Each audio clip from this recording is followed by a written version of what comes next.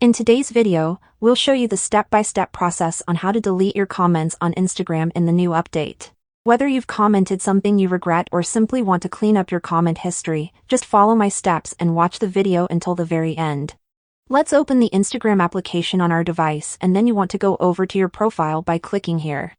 The next step is to click on the 3 horizontal lines at the top right corner of the screen, and now we want to find the option called Your Activity.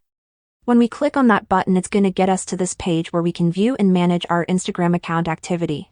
We have the interaction section at the very top, and we want to open the comments section, which should be right under the likes. And this will open your comment history and all of the comments you've made on different Instagram posts, whether they are your posts or other people's posts. We can filter the comments from the newest to the oldest and vice versa. This is handy if you want to delete some older comments you've made. Now when you find a comment you want to delete, simply tap on the select button in the top right corner and then check the comment.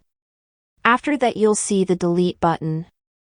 You'll get a pop-up message where they'll ask you, "Are you sure?" So just select delete.